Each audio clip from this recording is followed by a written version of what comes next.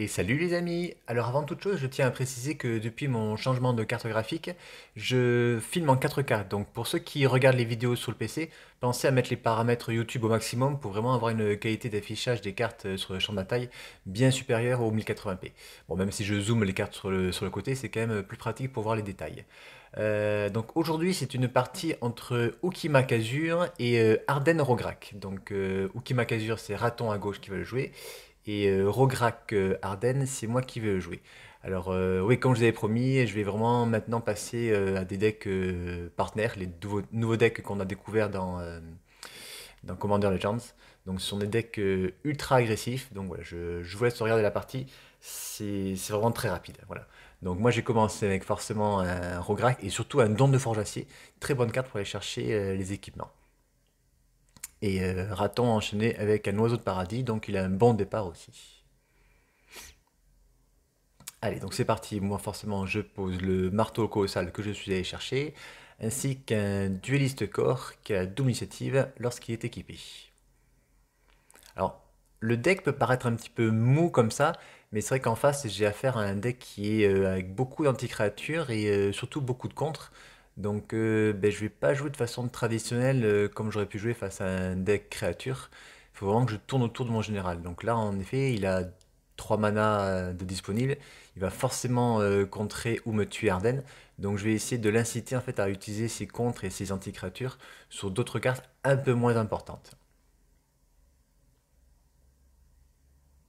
Donc là, en l'occurrence, je lance un Valduc qui, malgré tout, va lui poser des problèmes s'il le laisse, donc il sera obligé de le tuer ou de le contrer.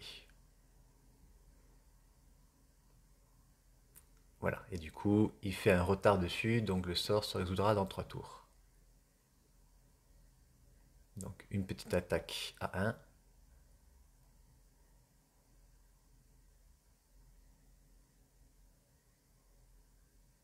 Lui, le but du jeu, c'est franchement de poser Ukima assez rapidement et de le booster, voire même de le tuer lui-même avec un berserk pour faire vraiment énormément de dégâts très rapidement. Son deck est très fort, il perd en général face au deck combo. Voilà pourquoi il a rajouté des contres. Le souci, c'est que maintenant, vu l'environnement, les decks sont devenus très agressifs et son deck est un petit peu lent, mais il reste quand même très costaud. Il faut juste qu'il le modifie parce que le deck n'a pas été modifié depuis pas mal de semaines et c'est vrai qu'il y a pas mal de choses à prendre en compte avec les nouveaux généraux comme Rogra qui peut sortir donc très rapidement avec le petit poney ou avec des équipements équipés gratuitement grâce à Arden. Il y a aussi Dargo et Zior qui sont vraiment à prendre en compte. Donc là, je pose Arden, il n'a pas de Force of Will, il n'a pas de Ripa Immortel, donc c'est parfait. Et là, j'hésite beaucoup à équiper en fait directement mon Rograk et le Médis, mais je sais qu'il peut vraiment faire, il peut faire 20 points de dégâts très rapidement. Il a tellement de boost de créatures. J'ai préféré, non, tant pis, le forcer en fait à faire mourir son général Kazur. D'ailleurs, il s'est trompé, il l'a mis dans le cimetière. Il voulait le mettre en exil, enfin en zone de commandement.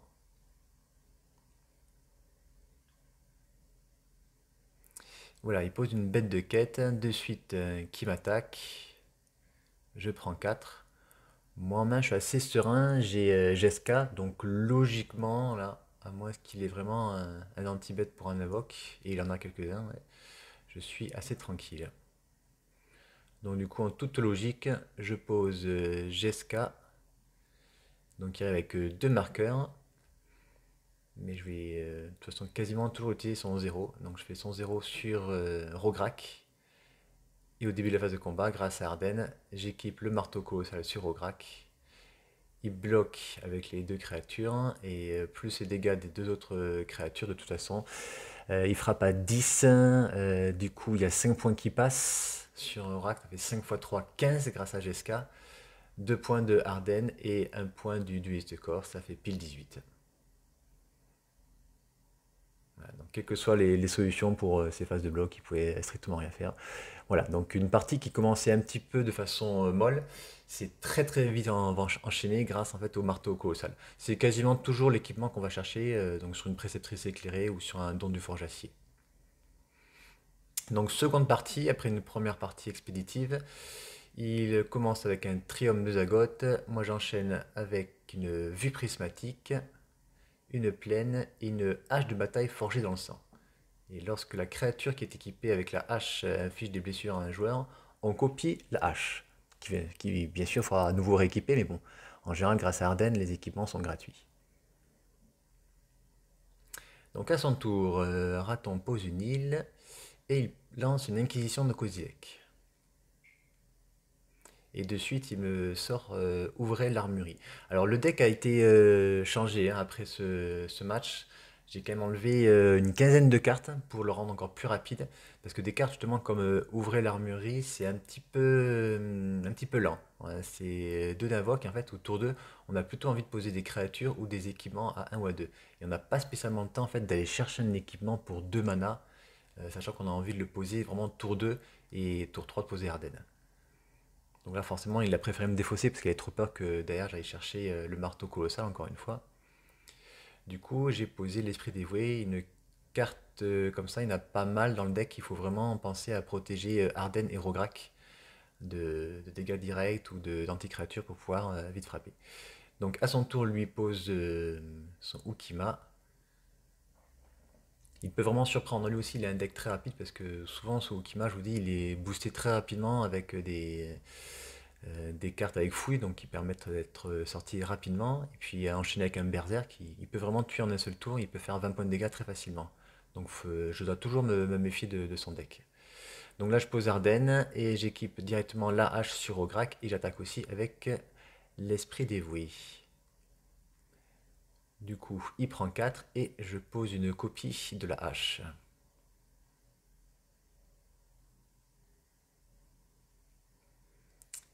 Raton pose une frontière tectonique à son tour. Et c'est vrai que pour l'instant, son deck n'est pas encore non modifié, mais après la partie, il va falloir quelques modifications, notamment rajouter une mésophyte, rajouter une crop enfin, assolement pour aller chercher la mésophyte. C'est des cartes qui font très très mal à ce genre de deck agressif comme le mien, et notamment au deck Isior d'Argo. Donc il pose un elfe de la charmille. Dommage parce que premier tour, en fait, il n'a pas pu le poser parce que le Triome est arrivé engagé.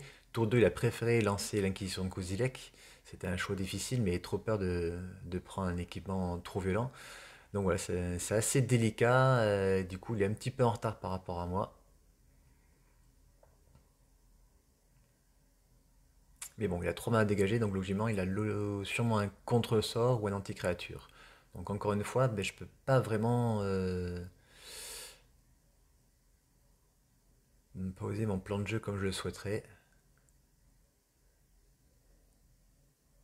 Donc je pose un collier de basilic, une ombre lance. Pour l'instant, tout se passe bien pour moi. Il veut rien contrer. Donc en main, j'avais une créature, le paladin, qui permet de faire la double initiative sur une créature qui est associée. J'ai préféré le garder en main parce que ben, je me doutais bien qu'avec 3 mana, il y avait forcément un boon, 5 contre, ce genre de choses. Donc j'ai préféré poser plusieurs cartes à faible invocation et équiper donc mon Rograk, donc une armée assez violente. Et du coup, il est 5 de initiative, menace, piétinement, lien de vie et contact mortel. Et à côté, j'attaque avec Ardennes et l'esprit dévoué.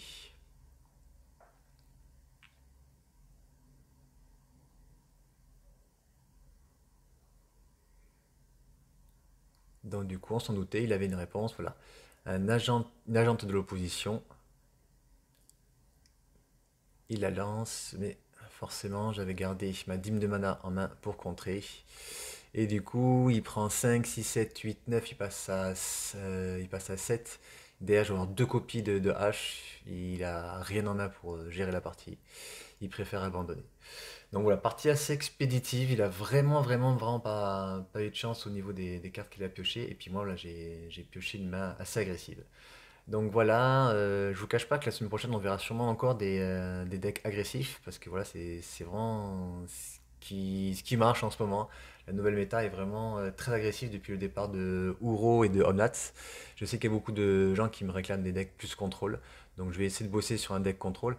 Mais c'est vrai que pour l'instant, les decks partenaires sont vraiment assez dominants. Donc je pense que vous verrez pendant quelques temps encore pas mal d'autres decks partenaires. Donc j'espère recevoir les cartes pour faire Dargo et Zior et vous montrer ça la prochaine fois. Allez, à bientôt, bye bye. Et voilà, petit bonus, eh bien on va vous proposer une seconde partie, vu que la première partie a duré moins de 10 minutes et a été assez expéditive. Donc voilà, on va faire une seconde partie en espérant ce coup-ci avoir une revanche de Ukima Kazuyan, qui, vous n'avez pas pu voir, est un quand même très très bon deck, ça permet d'aller très vite. Je vous mettrai le lien dans la description d'une partie face à un deck contrôle, c'était Zaretsan, où voilà, il avait gagné la partie parce que justement c'est sûrement un bon deck. Il y a des fausses, il y a des contres, des anti-créatures, des bonnes bêtes ingérables. Après, le problème c'est que le deck n'a pas été modifié depuis quelques temps et l'environnement a un peu changé, enfin, même a beaucoup changé. Il y a beaucoup plus de decks agressifs, beaucoup moins de decks contrôle. Et voilà, le jeu était très très fort contre les decks contrôle, était un peu moins fort contre les decks combo, donc du coup il avait rajouté des contres. Mais aujourd'hui, je pense que l'environnement est plutôt aggro avec beaucoup de decks partenaires, donc ça va être un peu plus difficile pour lui. Il va falloir qu'il modifie quelque chose. Donc là, les mains elles sont affichées. Donc en main, moi j'ai le croisé de Miran et l'épée de Festa Famille qui sont très forts. Oust qui va permettre de dégager son Ukima et pour le ralentir. Quant à lui, il n'a pas une super main. J'ai été assez étonné après avoir vu la main au montage qu'il n'ait pas fait mulligan parce qu'il n'a pas d'anti-créature et face à un deck comme le mien, en général, c'est vraiment pénalisant. Donc on va voir ça. Du coup, c'est moi qui ai gagné le toss sur cette partie. Et en toute logique, premier tour avec Rograk, mais pas de tuteur ou pas d'épée. Donc un départ un petit peu mou. Allez, donc c'est parti. Raton, lui, va poser son estuaire pollué.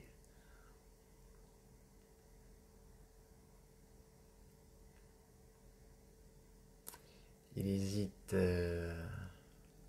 à poser directement son pince-crâne, mais il a une force spike en main. Il vient de piocher une force spike.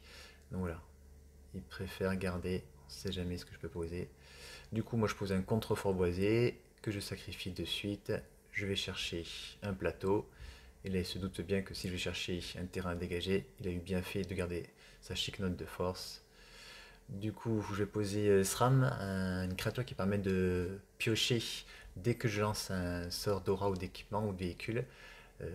Forcément, même si le sort est contré, je vais quand même piocher. Donc voilà, donc c'est intéressant de le contrer pour pas qu'il reste sur la table parce que j'ai quand même beaucoup d'équipements dans mon deck.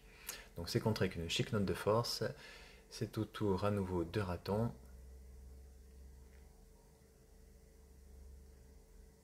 Donc du coup, le fait qu'il ait pioché une chic note de force va être très bien en combinaison avec le mage lance vive qu'il avait en main.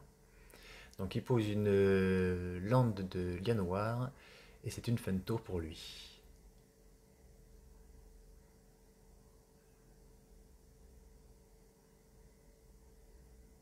Donc moi je vais poser une mer des runes, j'ai pas pioché de troisième terrain malheureusement. Mer des runes est vraiment très pénible, c'est avec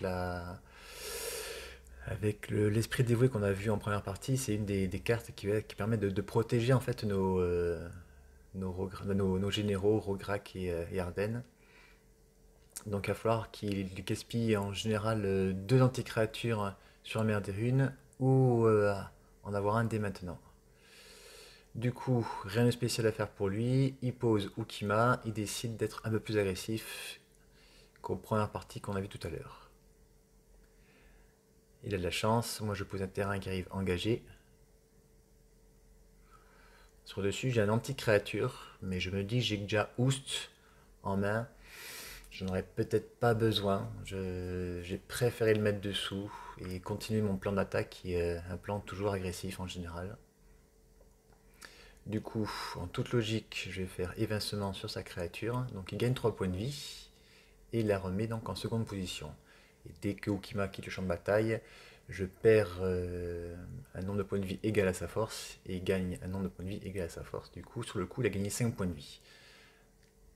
Mais du coup, lui, ça le retarde et c'est une très bonne chose. Et si là il ne pioche pas de terrain, il va être bloqué à 3 terrains pendant encore un tour supplémentaire. Donc c'était un très très bon choix de ma part. Bien que je ne pouvais pas savoir s'il avait eu un terrain ou pas. Donc du coup, il fait rien.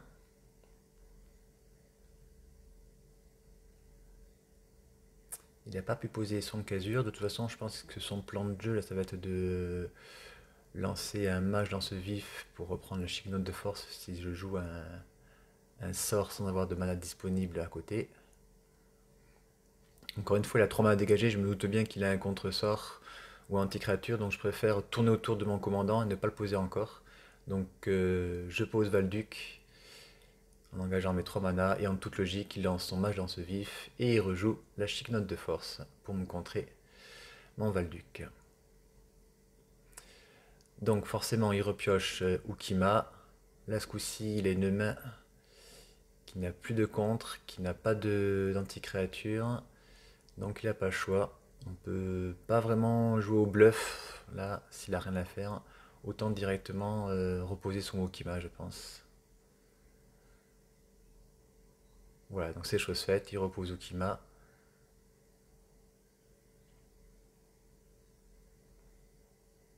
Il aurait pu attaquer peut-être avec le mage lance vif avant de poser son Ukima. Je pense pas que j'aurais utilisé ma mère des runes pour, pour me protéger, pour la protéger elle-même. Donc là, logiquement, à moins qu'il ait une force of will, je suis plutôt tranquille. Donc je préfère poser en premier lieu l'épée de Festen Famine qui protégera du rouge et du noir et du vert. Donc qui est extrêmement fort contre lui. J'avais hésité aussi à poser le croisé Miran, mais Arden en tout état de cause n'était pas un bon choix vu que j'avais pas encore d'équipement sur la table.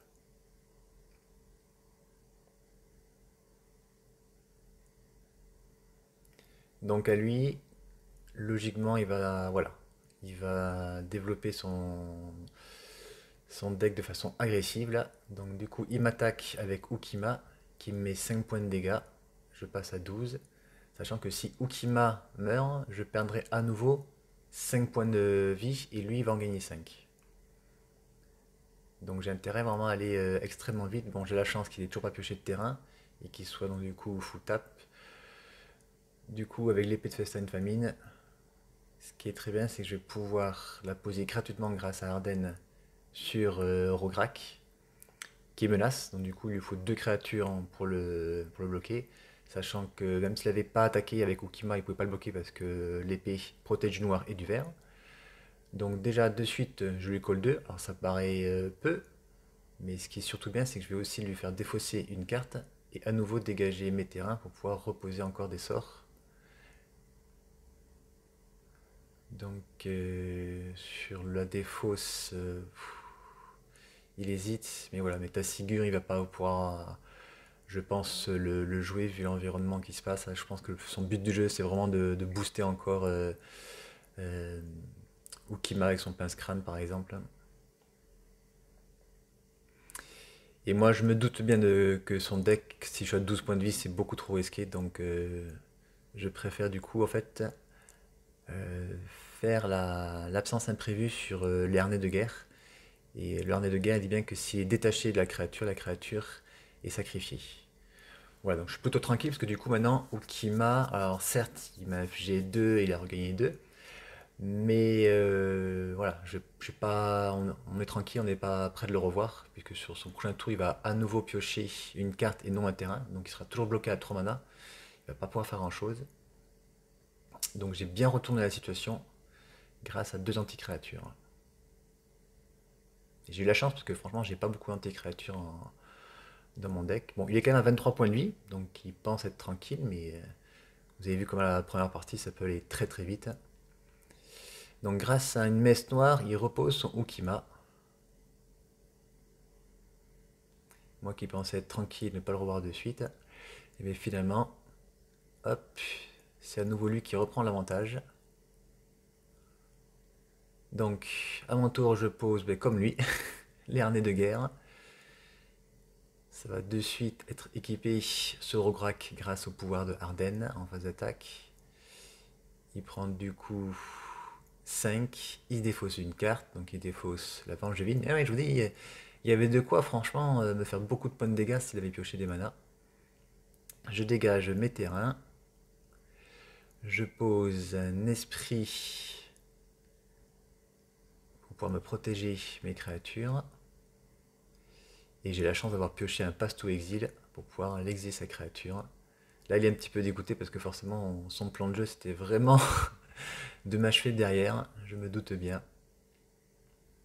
Mais là, il va coûter 7 mana son Okima.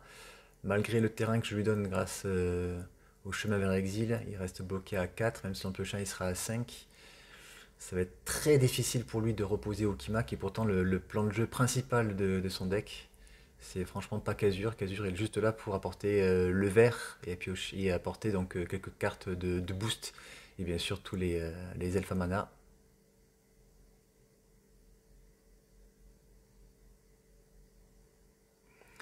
Donc là c'est un choix délicat qu'il a.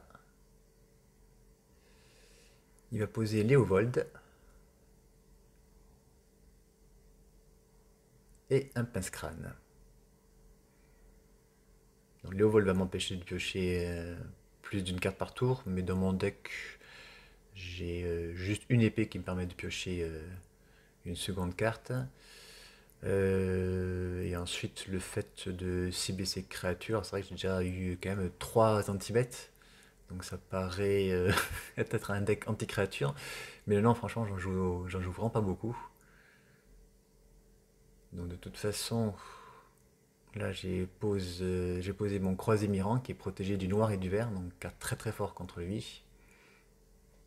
Il a 19, ça paraît beaucoup, mais avec l'épée noir-vert et l'esprit qui vole, ça fait quand même pas mal de dégâts chaque tour. Donc là je lui remets donc 1, 2, 3, 4, 5, 6. Il doit défausser une carte, donc il défausse le Serpopard. Et ouais, comme je vous disais, en fait, c'est un deck qui était vraiment adapté à la méta contrôle qu'on avait quand il y avait encore Uro ou Omnat. Donc beaucoup de créatures, soit inciblables, soit qui sont incontrables. Et c'est vrai que du coup, il faut qu'il change, je pense, ses cartes. Il n'y a plus trop de decks comme ça. On a encore un membre de l'équipe qui joue toujours Wilkenrit. Mais c'est vrai que c'est des decks qui ont perdu beaucoup en fait avec le départ des decks contrôle. Il y a de plus en plus de decks agressifs. Donc à son entretien, il fait une préceptrice matérialiste pour aller chercher l'emprunteur intrépide. Et c'est un bon choix parce que du coup j'ai mes créatures qui sont protégées du noir et du vert, mais là ça va lui permettre de bouncer une créature un peu trop dangereuse pour lui.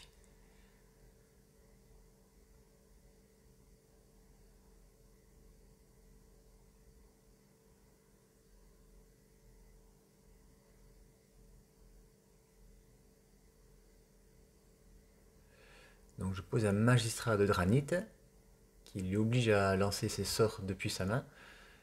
Donc s'il utilise son emprunteur intrépide par exemple, il ne pourra plus le jouer de l'aventure. Donc là je calcule, mais je vais pas avoir assez pour le tuer.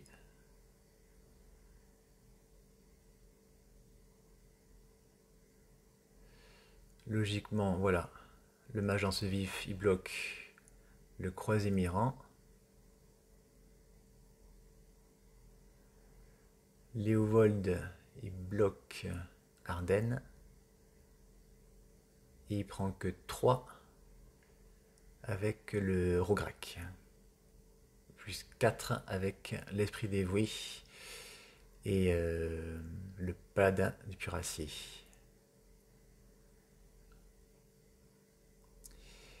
Et en fait, fin de tour, il hésite. Mais en fait, du coup, son plan est toujours de frapper. Du coup, il va poser l'emprunteur intrépide en flash.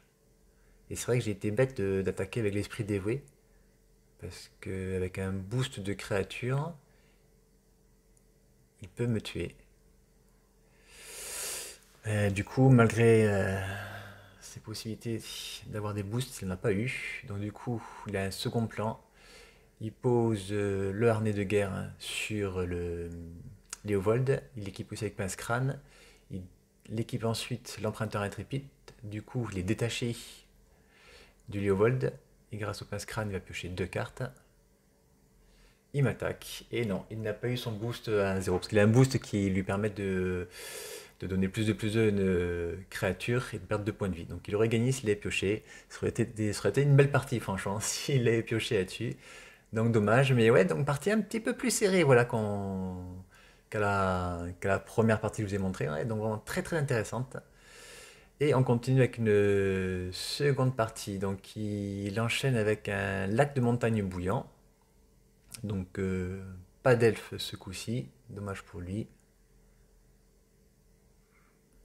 Alors moi j'hésite là en fait à poser soit un fetch, soit un terrain normal.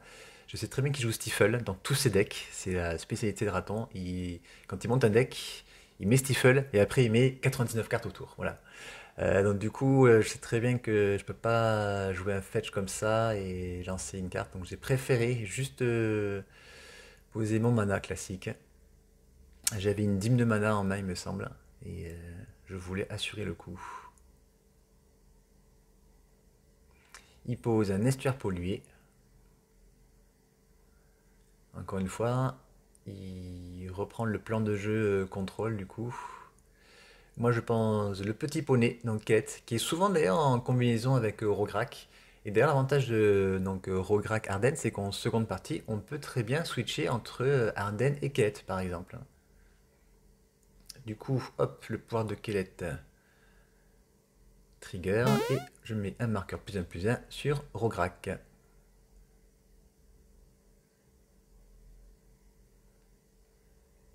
Fin de tour, il fetch, il va chercher un tombeau luxuriant, et il fait un précepteur matérialiste.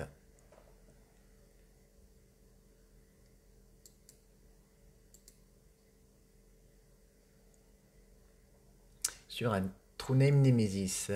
Allez, voilà, donc il pose Nemesis de l'identité à son tour. Alors moi je suis pas trop inquiet parce que Rograk il les menace, donc il faut qu'il ait deux créatures pour le bloquer. Donc pour l'instant ça me bat, ça me dérange pas trop. Je fetch ma vue prismatique sur une montagne.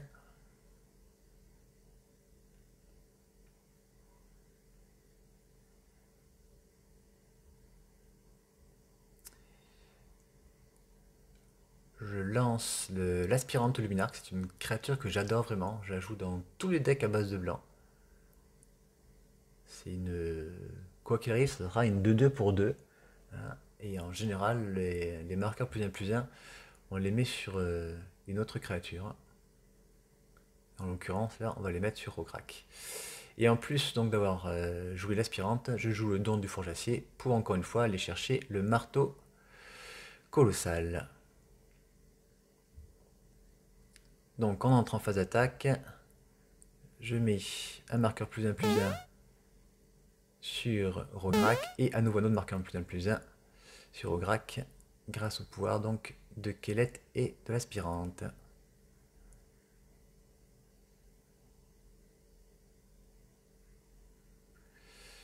Donc pour 3 mana, il joue une pulsation de Maelstrom et une détruit Rograk qui depuis tout à l'heure commence à l'embêter. Même s'il me coûtera que 2 pour le rejouer. Il était avec 3 marqueurs dessus. Au tour d'après, il aurait infligé 5 points de dégâts. Il fallait vraiment qu'il le gère. Il a 13. Ce coup-ci, il préfère rester en défense.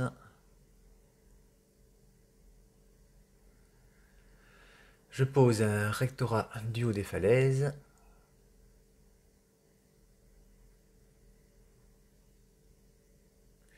Donc là, j'ai vraiment pas grand-chose à jouer. Donc je vais juste poser mon Arden. Et voilà. Et ça, c'était quasiment sûr qu'il avait un contre. J'aurais peut-être dû poser le marteau en premier. C'est vrai que j'ai hésité. Bon, après, j'ai d'autres équipements, mais c'est vrai que c'est. Ouais, j'ai peut-être fait un misplay.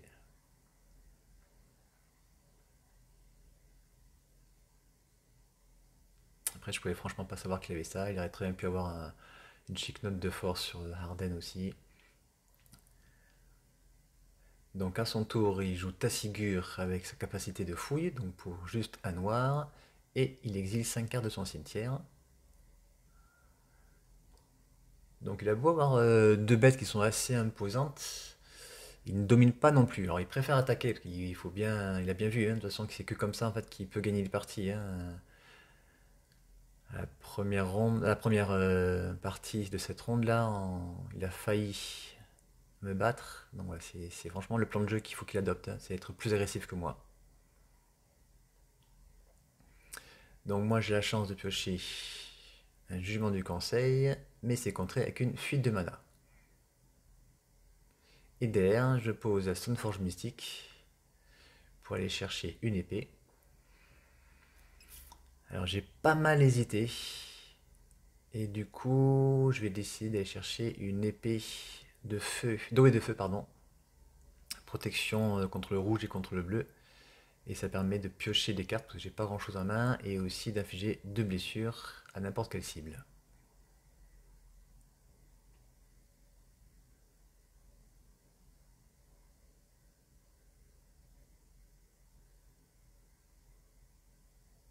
Allez, on rentre en début de phase de combat. Je vais un marqueur sur Arden et j'aurais peut-être dû attaquer parce que du coup en attaquant il serait passé 5-5 et du coup je pense pas qu'il aurait bloqué avec son Tazigure. Là il pose Throne donc encore une fois une carte incontrable et inciblable. Donc je vous dis le deck est encore pour la metagame avant Commander Legends. Donc forcément il y a des cartes qui n'ont je pense plus lieu d'être dans son deck. Il continue avec m'attaquer avec True Name Nemesis. Je passe à 13. Et c'est vrai que même si j'ai des très très bonnes cartes que je suis allé chercher, donc notamment l'épée, euh, il y a quand même de la présence en face. Donc il faut que je fasse attention. Donc je pose l'épée d'eau et de feu. Je rappelle que j'ai toujours Arden sur la table. En plus, je pose une hache de sombre acier. Mais c'est vrai que là maintenant il peut bloquer. Je vais faire un pasto exil sur le Tazigure, donc il va chercher un terrain, mais c'est vrai que ça enlève un bloqueur, et il sera obligé de le bloquer avec Trône, qui ne pourra pas régénérer. Donc au début du tour, je vais marquer plus un sur la Mystique Forge de Pierre. J'attaque, et l'effet du poney.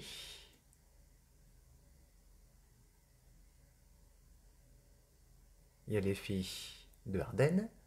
J'équipe donc la Mystique Forge de Pierre, et l'effet du poney met un marqueur sur Arden.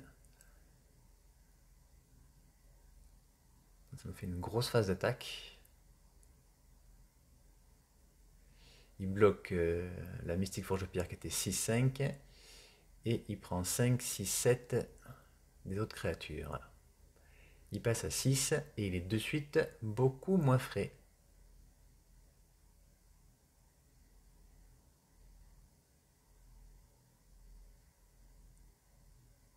Ah, le pouvoir d'Arden, c'est vrai que c'est quand même très très fort parce que ça permet d'équiper gratuitement autant d'équipements qu'on veut. Ça permet franchement de retourner une situation.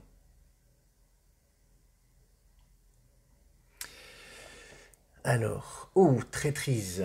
Ouais, mais là il a fait misplay, il me l'a dit juste après. Il aurait dû faire la traîtrise en fait sur Arden. Ouais. Arden était plus grosse, de toute façon. Ça m'empêchait d'après d'équiper gratuitement. Donc là, ouais, c'était dès qu'il a lancé la traîtrise, il m'a dit mais qu'est-ce que j'ai fait? Je me suis trompé de cible, c'était pas bon quoi. Ouais. Et ça aurait vraiment changé la game. Je pense qu'il faisait traîtrise sur Arden. Ouais. Alors même si je contrôlais toujours les équipements et que je pouvais ensuite rééquiper, ben voilà, Juder, vous avez vu, il repose Ukima, il pose un elfe. Il avait toujours le Nemesis, donc il était vraiment bien. Ça changeait totalement la partie. Mais là, du coup, voilà, je pose Valduc. Avec le pouvoir de Arden, je vais pouvoir équiper les équiper Valduc en mettant bien les triggers dans la pile, dans le bon ordre. Et du coup, avec deux équipements sur Valduc, je vais créer deux créatures qui vont être 3-1 initiative, pardon, 3-1 piétinement et célérité. Donc si on laisse passer une, il passe à 3. Il en bloque une avec par exemple sa chamane, il passe à 2. Et après, si j'attaque avec toutes mes autres créatures, son meilleur play, ouais, son meilleur play va le faire passer à 1 ou à 2 points de vie, quoi qu'il arrive. Ouais. Il perd toutes les créatures sauf Nemesis, c'est pas une solution. Et bien donc voilà, donc il a failli, franchement, il a failli arracher la première. La seconde, c'était assez tendu. Il a fait un gros misplay sur la traîtrise, et sinon, ça aurait peut-être complètement changé la game. Et voilà, donc c'était pour vous montrer quand même que ouais, la partie n'est pas toujours aussi facile qu'on a vu à la première ronde. Voilà, c'est un très très bon deck à Ukima Kazuya. On l'avait déjà vu donc opposé à Zeretsan, où il m'avait défoncé d'ailleurs, je me rappelle. Donc voilà, donc mais n'oubliez pas de mettre un petit pouce si vous avez aimé, pensez à vous abonner si vous ne l'êtes pas, et semaine prochaine, comme je l'avais dit, je vais encore continuer à les decks partenaires. Allez, à bientôt, bye bye.